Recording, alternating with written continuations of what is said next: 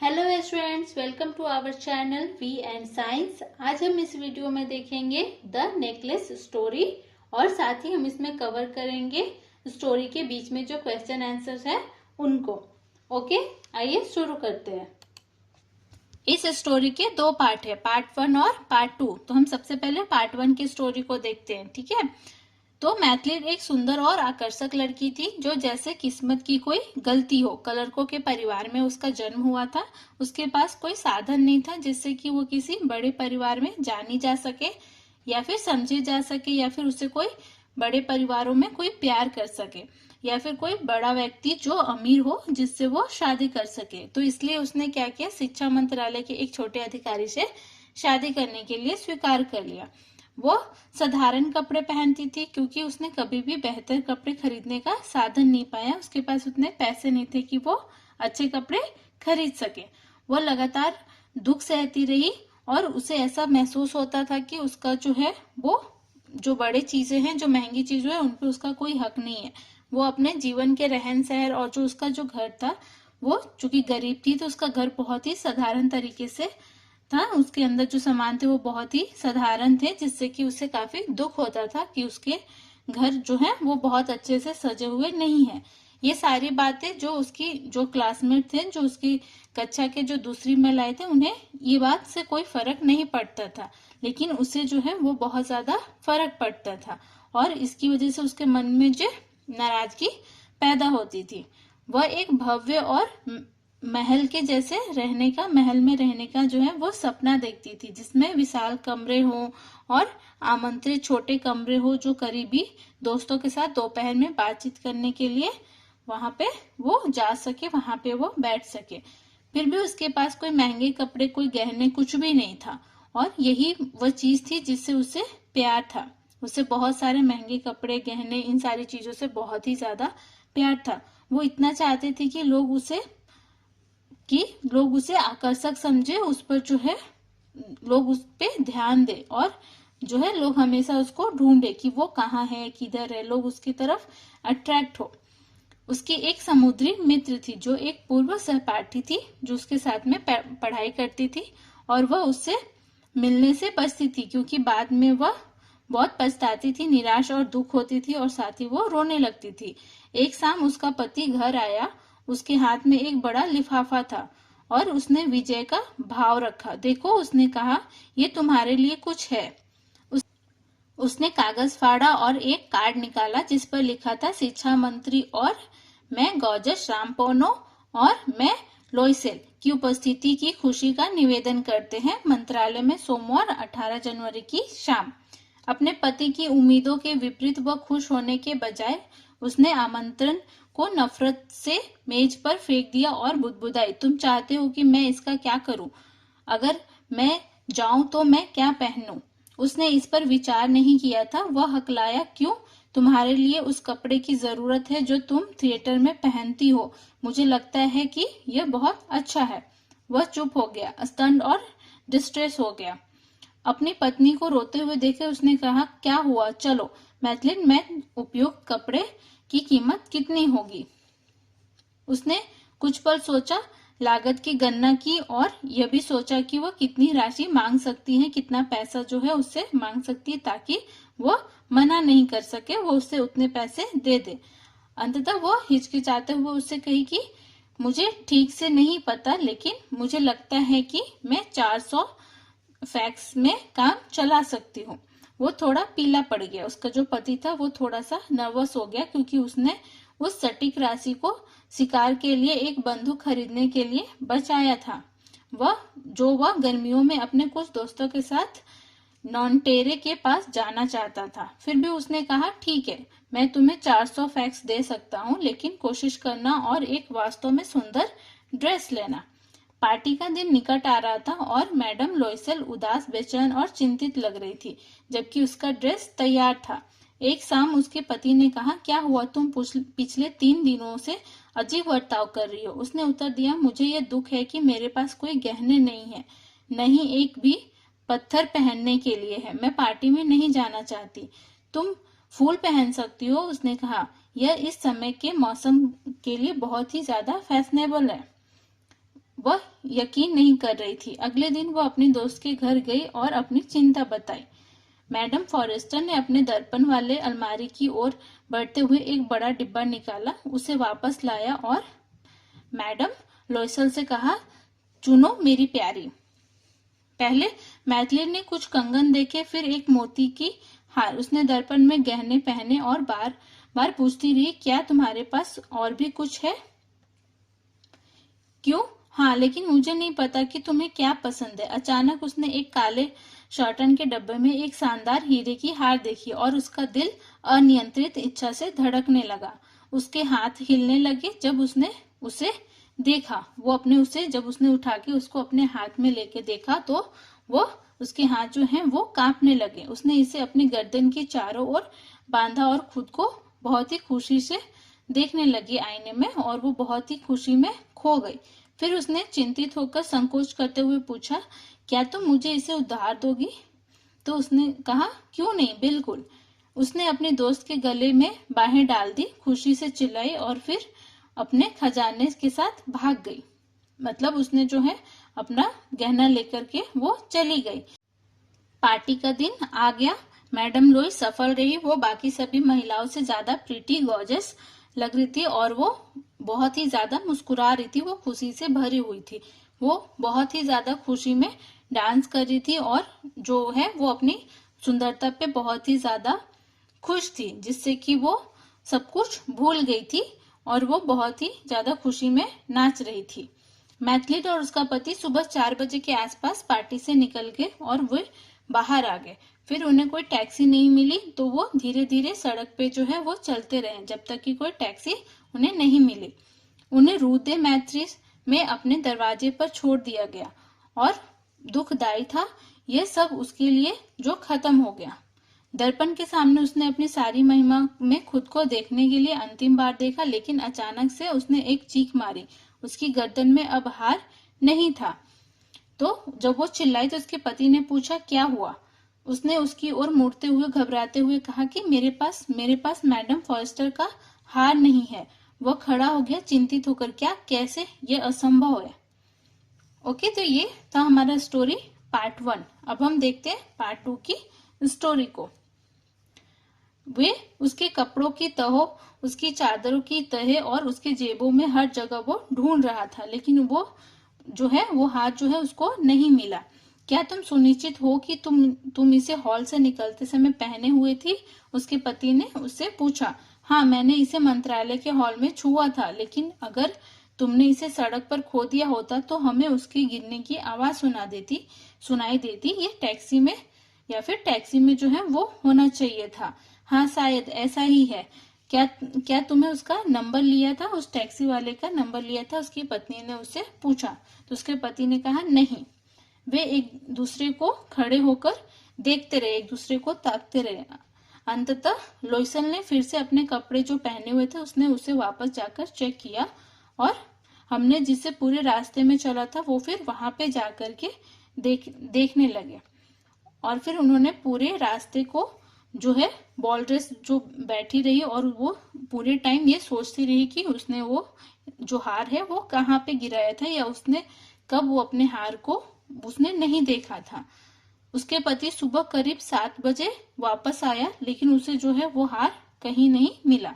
उन्होंने पुलिस के पास गए, समाचार पत्रों में इनाम देने की पेशकश भी की, टैक्सी कंपनियों से पूछताछ की, हर जगह यहाँ वहां हर जगह उन्होंने उस हार को ढूंढा। वह दिन भर इस भयानक दुर्घटना के कारण निराशा में वो बैठी रही।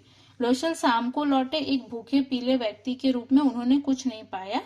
तुम्हें अपने दोस्त को लिखना चाहिए। उसके पति ने उससे कहा कि तुम्हें अपने दोस्त को जो है वो बता देना चाहिए। तो उसने कहा कि उसे बताओ कि तुम्हें उसके जो हार है वो उसका जो क्लिप है वो तोड़ दिया है और तुम उसे मरम्मत करने के लिए जो है दुकानदार को देने गई हो, तो जब वो मिल जाएगा तो उसे वो वापस कर देगी।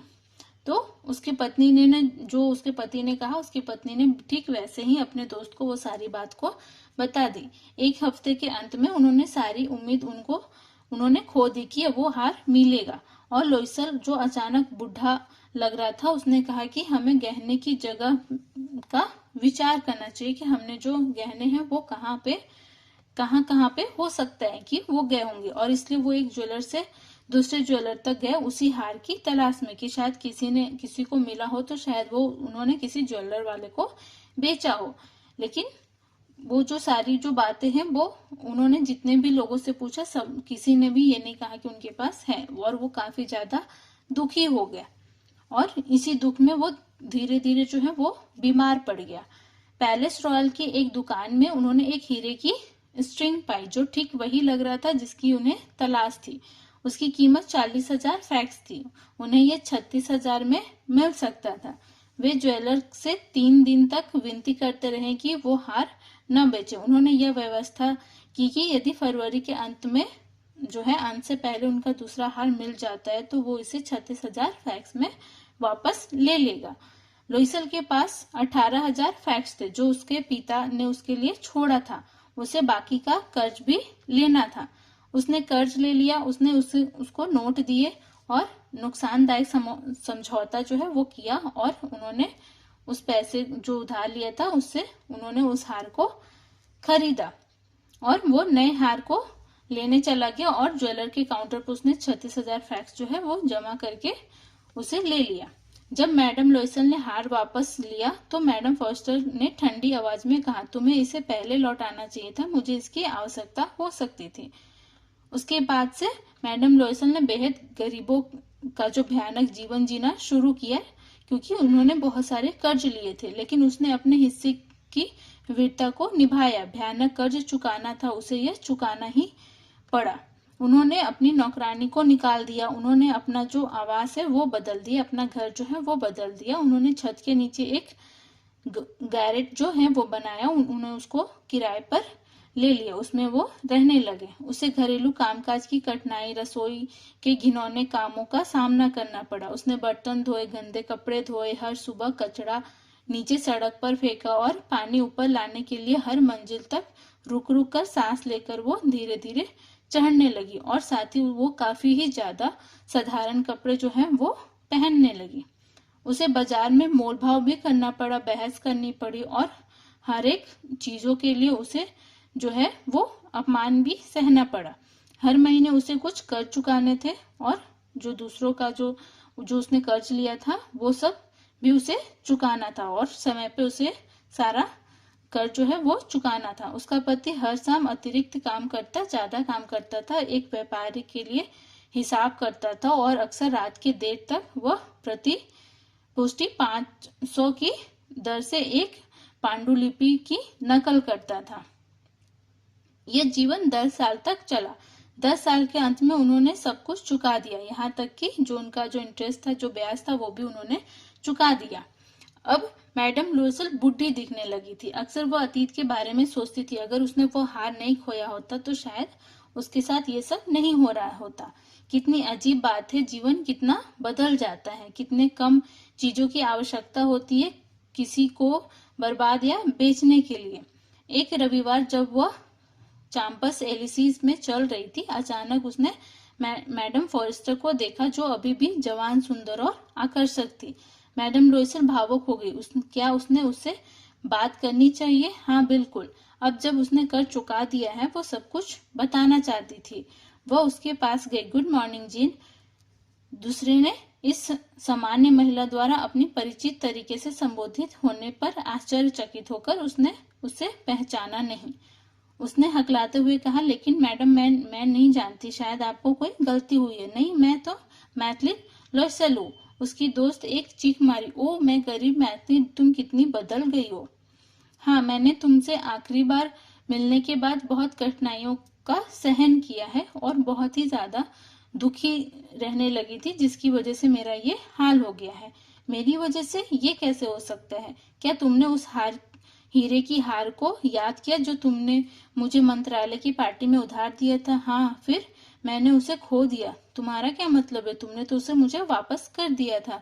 मैंने तुम्हें एक बिल्कुल वैसी ही हार लौटाई जो मैंने जो है वो गुम कर दिया था, और मुझे उसके जो मैंने उधार लिया था उसको चुकाने में मुझे 10 साल लग गए। ये हमारे लिए आसान नहीं था, हमारे पास बहुत कम पैसा था, लेकिन अंत में यह खत्म हो गया और मैं अब बहुत खुश हूँ। मैडम फॉरेस्टर चौंक गई। तुम कह रही हो कि तुमने मेरे हार को बदलने के लिए एक हीरा खरीदा? हाँ, क्या तुमने तब नहीं देखा? वे बहुत समान थे। और उसने गर्व और निर्दोष प्रसन्नता के साथ मुस्कुराया। मैडम फॉरेस्टर गहरे भावुक होकर दोनों हाथों को पकड़ते हुए बोली, ओ मेरी गरीब मैथलिन, मेरा तो नकली था, यह तो अधिकतम 500 फैक्स का था। ठीक है, तो उसे ये बात समझ में आई कि उसने जो हीरे की जो हार खरीदी थी, वो हार जो था वो एक्चुअल में जो उसके दोस्त के पास, जो फॉरेस्टर के पास था, वो नकली था, लेकिन उसने उसे असली समझ लिया और उसको चुकाने के लिए उसने बहुत सारे कर्ज भी लिए थे। ठीक है, तो इस तरीके से जो नेकलेस स्टोरी है वो खत्म हो गई कि एक लालच की वजह से उसने जो अपने आप को सुंदर दिखाने के लिए उसने जो हार लिया था, वो हार एक्चुअल में नकली था, और उसकी वजह से जो मैथलीट को है वो काफी ही ज्यादा मुश्किलों का सामना करना पड़ा था। ओके, तो ये थी स्टोरी। तो अभी हमने देखा द नेकलेस स्टोरी। अब हम करेंगे इसके कुछ क्वेश्चन आंसर को। ओके,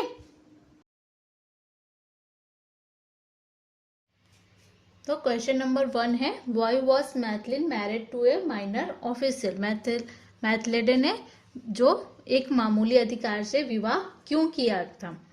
तो मैथलिन ने एक मामूली अधिकारी से विवाह किया क्योंकि उसकी जो सुंदरता, और वो बहुत ही सुंदर और आकर्षक थी, लेकिन वो एक कलर के परिवार में पैदा हुई थी।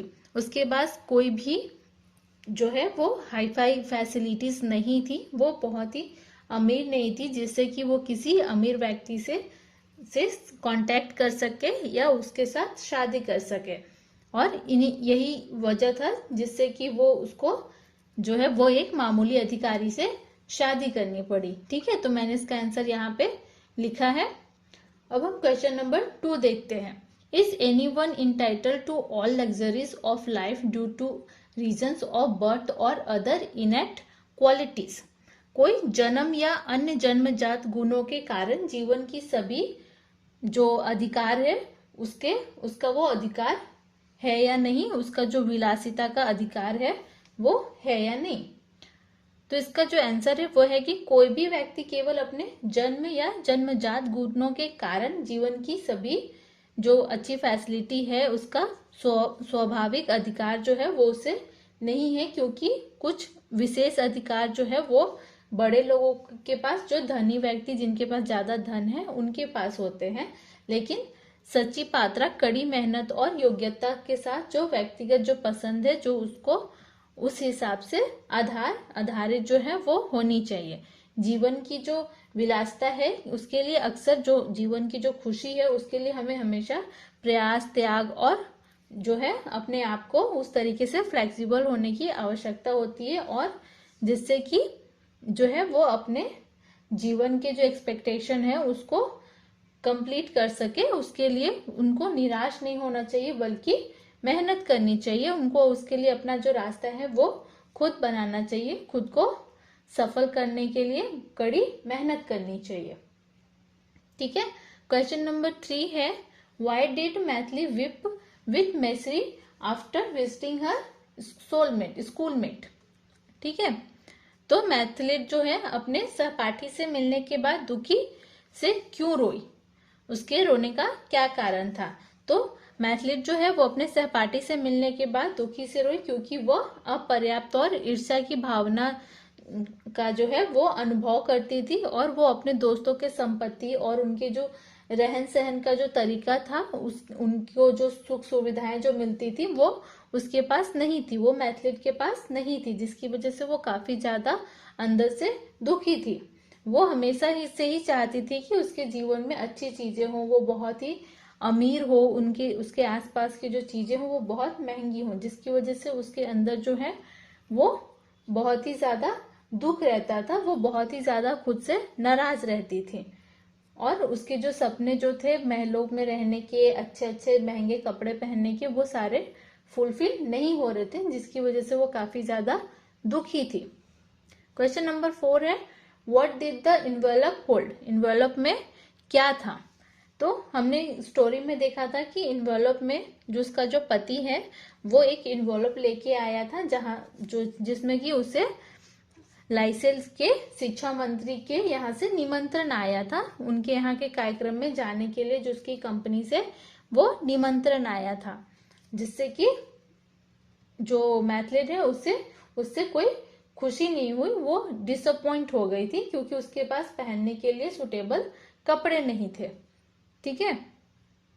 क्वेश्चन नंबर 5 है, was the husband a considerate person, how do we know that, क्या उसका जो पति है वो एक विचारशील व्यक्ति था, हम उसकी जानकारी हमको कैसे मिलेगी। तो हम देख सकते हैं कि यस, उसका जो पति है वो बहुत ही ज्यादा विचारशील था क्योंकि उसके बहुत सारे रीजन है। जैसे पहला रीजन क्या है कि उसने ब्रिंगिंग होम द इन्विटेशन, वो अपने घर एक इनविटेशन लेके आया था, वो खुशी से मैथलेट के लिए इनविटेशन लेके आया था कि वो उसके साथ बाहर जाएगी। सेकेंड रीजन था कॉर्नर फॉर हर हैप्पीनेस, उसने उसके खुशी की चिंता थी, उसने उसको खुश रखने के लिए उसने उससे जो कपड़े चाहिए, जो जिस तरीके की जो ड्रेस चाहिए उसके लिए उसने उससे पूछा और साथ ही उसने जितने पैसे मांगे उसने उन पैसों को भी ऑफर किया। यहाँ तक कि उसने जो है अपने लिए हंटिंग गन के लिए पैसे बचाए थे, लेकिन फिर भी उसने वो पैसे जो है वो मैथलेट को दिया उसके लिए सुटेबल ड्रेस खरीदने के लिए। तीसरा जो है वो है सपोर्ट ड्यूरिंग द क्राइसिस, जब उसका जो गहना था वो खो गया था उसके बाद भी वो उस पे चिल्लाया नहीं, उससे गुस्सा नहीं किया, बल्कि उसने उसके जो दुख में जो उसके प्रॉब्लम थे उसमें उसको सपोर्ट किया, उसकी मदद की कि वो किस तरीके से जो है दूसरा नेकलेस वो खरीद के मैडम फॉरेस्टर को दे सके, तो उसने उसकी मदद की। उसके बाद नेक्स्ट पॉइंट क्या है, विलिंगनेस टू सेक्रीफाइस, उसने बहुत सारी चीजों का बलिदान दिया, उसने अपने इच्छा के बावजूद, अपने बचत के बावजूद उसने मैथलेट के लिए कपड़े खरीदे, पैसे उधार लिए, यहाँ तक कि उसने जो है एक्स्ट्रा काम भी किया। तो हम कह सकते हैं कि हाँ वो बहुत ही ज्यादा विचारशील इंसान था, वो उसने बहुत ज्यादा अपनी पत्नी की सपोर्ट की। तो क्वेश्चन नंबर 6 है, what did madam Forrester large box contain, madam Forrester के बड़े बक्से में क्या था। तो हमने देखा था कि मैडम फॉरेस्टर के बड़े बक्से में कहने थे कि जब मैथलेट जब उनके यहाँ पे आई थी तो उन्होंने अपने जो उस बॉक्स को खोला था, ला करके मैथलेट को दिया था कि ये लो, इसमें से तुम्हें जो पसंद है वो तुम ले सकती हो। तो मैथलेट ने उसमें से देखा था कि उसमें ब्रेसलेट थे और जो हार था वो उसमें रखे हुए थे, कुछ मोतियों के हार रखे हुए थे, लेकिन मैथलेट को क्या पसंद आया था, उसको वो डायमंड के हार पसंद आए थे जो वो अपने इवेंट में पहनना चाहती थी।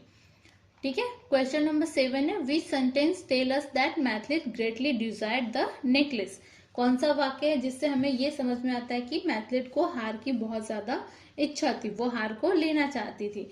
तो हमने यहाँ पे 3 पॉइंट्स लिखे हैं। जैसे फर्स्ट पॉइंट है, her heart began to beat with uncontrolled desire, उसका जो धड़कन जो था वो बहुत ही तेजी से धड़कने लगा था जब उसने उस हार को देखा था। तो इससे हमें ये समझ में आता है कि वो उस हार को लेना चाहती थी, उस हार को पहनना चाहती थी इवेंट पे।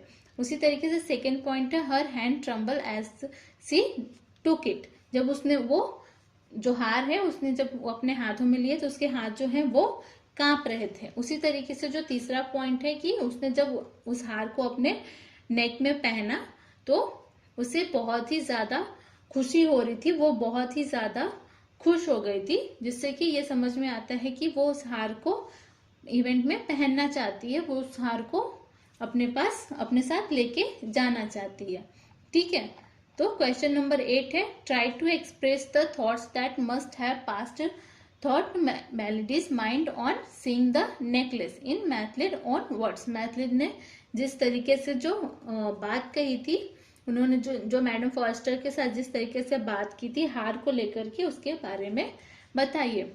तो इसका आंसर है, ओ हाउ ब्यूटीफुल इट इज, ये कितना ज्यादा सुंदर है, यह हार एक सपने जैसा है, इतना उत्तम, इतना जो बहुत ही ज्यादा एलिगेंस जो है वो इस हार में भरा हुआ है, यदि मैं इसे पहन पाती तो मैं बहुत ही ज्यादा जो है वो खुश हो जाती और मैं जो है वो ईर्ष्यालु जो है वो फील करती हूँ, क्योंकि ये जो है वो आपके पास है। तो जरा सोचिए कि पार्टी में हर कोई मुझे किस तरह से देखेगा अगर मैंने इस हार को पहन लिया। तो मैं इस सामान्य जीवन से बच सकती हूँ और अपने आप को जो है वो एक स्टैंडर्ड, जो हाई स्टैंडर्ड लोगों के जैसे मैं अपने आप को दिखा सकती हूँ उस पार्टी में। तो जो कि मेरा जो हमेशा से सपना था कि मैं किसी भी जगह पे किसी भी इवेंट में जाऊं तो मैं खुद को बहुत ही ज्यादा हाई स्टैंडर्ड के लोगों के जैसा फील करा सकूं। तो ये बहुत ही सही है, ये मेरे लिए जो है वो बहुत ही जरूरी है, ये बिल्कुल परफेक्ट है और मुझे ये जरूर लेना चाहिए। तो ये जो है वो this is the key to my happiness and the life I have always wanted. ये मेरे जीवन की जो खुशी की जो है चाबी है, जो कि मैं हमेशा से चाहती थी कि मैं ऐसा दिखूं, ये हार, महंगे हार पहन के मैं ऐसा दिखूं। ठीक है, तो क्वेश्चन नंबर 9 देखते हैं। 9 है think and answer. Why did Maithili not notice the loss of her necklace earlier. Maithili ने जब उसका नेकलेस गुम हो गया तो वो इससे पहले उसने क्यों नहीं ध्यान दिया, उसके ध्यान में ये बात पहले क्यों नहीं आई। तो इसका आंसर है कि मैथिली को पहले अपना हार खोने का ध्यान नहीं आया, क्योंकि वो शाम में जो पार्टी में जो था, जो इवेंट में जो वो गई थी, वो काफी ही ज्यादा खुश थी और उसकी जो खुशी थी वो इस बात को भूल गई थी कि वो उसने क्या पहना था और उसके गले में वो हार है या नहीं है। वो खुशी में इतनी ज्यादा डांस कर रही थी, इतनी ज्यादा गुम हो गई थी कि उसे इस बात का बिल्कुल भी पता ही नहीं चला और वो फिर उसे इस चीज की बिल्कुल भी समझ नहीं आई जब तक कि वो वापस नहीं आई और उसने खुद को मिरर में नहीं देखा। ठीक है, क्वेश्चन नंबर 10 है what efforts did Loisel make to find the necklace. Necklace को फाइंड करने के लिए मैथिली ने क्या एफर्ट किए थे, जो लॉसल है उसने क्या एफर्ट किए थे। तो उन्होंने क्या किया था कि रूट पे सर्च किया था, रास्ते पे जाकर के सर्च किया था, कैब को चेक किया था और जो बाकी लोगों से भी, जो मार्केट में जाकर के जो ज्वेलर्स थे उनसे भी उसने इंक्वायरी की थी और जो कैब की कंपनी से उनसे भी उन्होंने बात किया था कि उन्हें कोई ऐसा हार मिला है या नहीं, तो उसके बारे में उन्होंने बात की थी। अब हम देखते हैं क्वेश्चन नंबर 11। क्वेश्चन नंबर 11 है what is implied in a hollow pale figure. तो एक खोखली पीली आकृति का क्या मतलब है, इसका क्या मतलब है। तो ये जो लाइन है एक खोखली पीली आकृति, इसका अर्थ है कि लाइसेल जो है वो शारीरिक और भावनात्मक रूप से थका हुआ था, वो काफी ही ज्यादा थक चुका था, उसकी जो उपस्थिति थी वो थकावट और निराशा से भरी हुई थी, क्योंकि उसका जो हार है वो खो गया था और उसके खोने के तनाव में, उसके खोने के चिंता में वो बहुत ही ज्यादा परेशान हो गया था, जिसकी वजह से वो बिल्कुल ही बुढ़ा और ऐसा दिख रहा था, जो ऐसा समझ में आ रहा था कि वो काफी ही ज्यादा गंभीर समस्या में पड़ा हुआ है और उसे समझ नहीं आ रहा है कि इससे कैसे निकल सकते हैं। ठीक है, क्वेश्चन नंबर 12 है what was the arrangement with the jeweller, do you think it was fair. जो उन्होंने ज्वेलर्स के साथ अरेंजमेंट की थी, क्या वो सही है, क्या आपको लगता है कि ये उचित है। तो जैसा कि हमने स्टोरी में पढ़ा था कि जौहरी के साथ जो उन्होंने मैथिली ने और लॉयसेल ने जो समझौता किया था, जो 36,000 के फैक्स को कि वो उनको देंगे और वो उस हार को जो है वो खरीद लेंगे फरवरी के अंत के पहले, क्योंकि लॉयसेल जो है उसके पास सिर्फ 18,000 ही फैक्स थे, तो उसने थोड़ा टाइम मांगा ताकि वो और पैसे जो है वो लोन पे, उधार पे ले सके और फिर वो उसको खरीद सके। तो उन सारी चीजों के उसने जो पैसे हैं वो उधार पे लिए और उसे लेकर के उसने उन सारी चीजों को खरीदा और बाद में उसकी कीमत जो है वो चुकाई। और ये जो काम है वो जो है वो सामाजिक दबाव और दिखावे की को बताता है कि आपको आपके जो डिजायर्स है वो कैसे आपको इतने डाउनफॉल कर सकते हैं, वो आपको डुबा सकते हैं, जिसका कोई कारण नहीं था, सिर्फ आपकी लालच और आपकी लालसा की वजह से आपका जो जीवन है वो किस तरीके से बदल जाता है। ठीक है। क्वेश्चन नंबर 13 है, why did madam Forestier speak coldly to Mathilde. Mathilde के साथ जो मैडम फॉरेस्टर है उन्होंने बहुत ही रुखाई से बात क्यों की। तो हमने देखा कि जो मैडम फॉरेस्टर है उन्होंने मैथलीड से ठंडे स्वर में बात की क्योंकि वो बहुत ही ज्यादा आश्चर्यचकित थी और शायद वो इतने वर्षों के बाद मैथलीड को इस तरीके से वो देख रही थी, इतने ज्यादा गरीबी में जो है वो उन्होंने पहली बार उसको देखा था। तो इसकी वजह से जो मैथिली जो जिन कठिनाइयों को उन्होंने सहा था जिसके बारे में उन्हें बिल्कुल भी पता नहीं था, तो इसलिए उन्होंने बहुत ही ठंडी प्रतिक्रिया दी। और इसके अतिरिक्त जो खोए हुए जो हार का जो तनाव था जो मैथिली के जीवन में जिसका बहुत बड़ा प्रभाव पड़ा था, वो एक्चुअल में ओरिजिनल थी ही नहीं, वो क्या था, वो जो नकली हार था जिसकी वजह से उसका जो लाइफ है वो बहुत ही ज्यादा इफेक्ट हुआ। ठीक है। क्वेश्चन नंबर 14 है, what is meant by the horrible life of the very poor.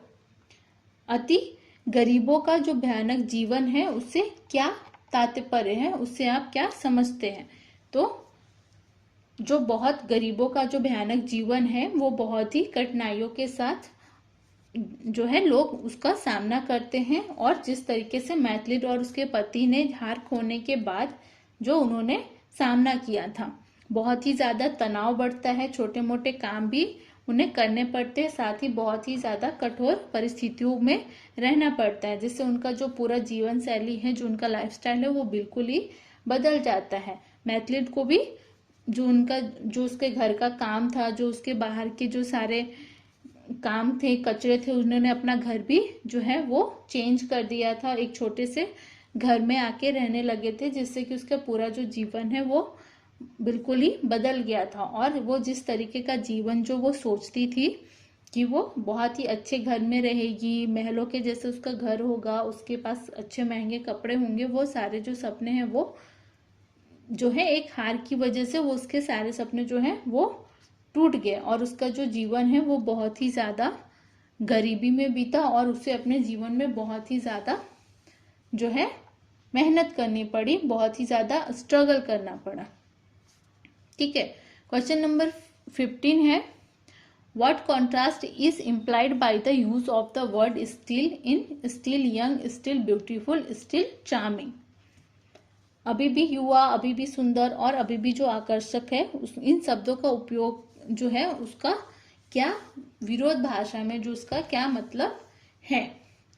तो जो शब्द है अभी भी, जैसे मैडम फॉरेस्टर की जो उन्होंने लास्ट में 10 साल के बाद भी देखा, वो बिल्कुल ही यंग दिख रही थी, सुंदर दिख रही थी, बहुत ही ज्यादा वो चार्मिंग दिख रही थी। जबकि मैडम जो मैथिली जो थी वो बिल्कुल ही बुढ़ी की जैसे दिख रही थी, उसकी उम्र जो है वो काफी ज्यादा बढ़ी हुई है, वो बिल्कुल वैसी दिख रही थी। तो यहाँ तुलना जो है उन दोनों के जीवन के बारे में बताता है कि वो किस तरीके से जो मैथिली है उसका जीवन गरीबी में बीत रहा है, जिसकी वजह से उसका जो लाइफस्टाइल भी है वो बहुत ही ज्यादा गरीबी के जैसा हो चुका है, गरीबों के जैसा हो चुका है।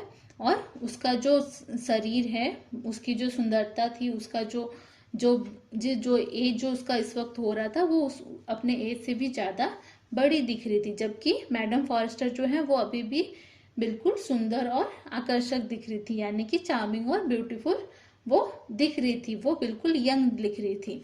तो ये बताता है कि जो आपका जो जीवन है, आपके रहने के जो तरीके हैं, जो आपकी जो अमीरी, जो आपके पास अगर बहुत पैसा है तो आप कितना भी वक्त हो जाए आप बिल्कुल अच्छे और सुंदर दिख सकते हो। लेकिन अगर आपके पास पैसा नहीं हो, अगर आप गरीब हो, तो आपका जो जीवन है वो बहुत ही कठिनाइयों के साथ गुजरता है और आप वक्त से पहले ही आप जो है बुढ़े दिखने लगते हैं। ठीक है। तो ये था। अब हम देखते हैं question number 16, why did Maithili decide to speak to her friend. Maithili ने क्यों ये डिसाइड किया कि वो अपने दोस्त से बात करेगी। तो चूंकि उसने सारे कर्ज को जो है मैथिली ने वो चुका चुकी थी और जो नेकलेस जो वापस किए हुए भी काफी समय हो गया था, तो वो चाहती थी कि वो जो अपना एक्सपीरियंस है, जो उसके कर्ज में की वजह से जो उसका जीवन, जो उसके हार्डशिप जो उसने झेला है, वो उसके बारे में उससे एक्सप्लेन करना चाहती थी, उस नेकलेस के बारे में उसे सच्चाई बताना चाहती थी।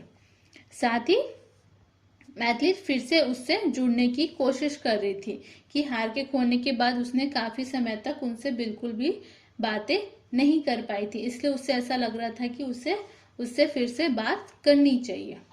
ठीक है, क्वेश्चन नंबर 17 है, Who do you think was responsible for Madeline Mystery? Was it her friend, she herself, her husband, or the circumstances? आपके अनुसार मैथिली की दुर्दशा का जिम्मेदार कौन था? क्या उसका दोस्त था, या फिर वो खुद थी, या फिर उसका पति था, या फिर जो सिचुएशंस आए थे वो सारे सिचुएशंस थे? तो इसका आंसर है कि मैथिली जो है उसके दुख का कारण जो था वो एक कह सकते हैं कि उसकी अपनी खुद की जो माइंडसेट थी, जो उसका खुद का जो डिजायर था, वो उसका एक रीजन हो सकता है।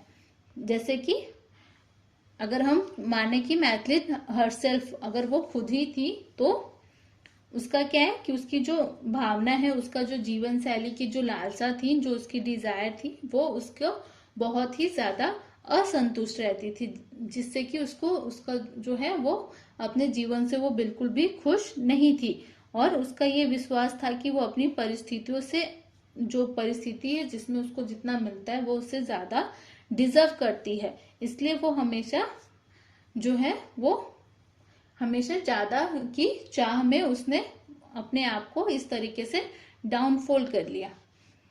सेकंड, अगर हम माने कि उसकी दोस्त उसका वजह थी, तो जब मैडम फॉरेस्टर द्वारा हार उधार देने की घटना की श्रृंखला शुरू हुई, उसे मैथिली की पसंद या उसके बाद के कार्यों के लिए दोषी नहीं ठहराया जा सकता। उसके फ्रेंड को तो बिल्कुल पता भी नहीं था कि क्या हुआ। अगर वो उसने उससे पूछा होता या फिर उसको ये बताया होता कि उसका हार खो गया, तो शायद वो उसे कह देती कि वो नकली था, तो उसे इतना ज्यादा लोन लेने की जरूरत नहीं पड़ती। तो उसका जो है, उसकी दोस्त का जो इसमें कोई दोष नहीं था।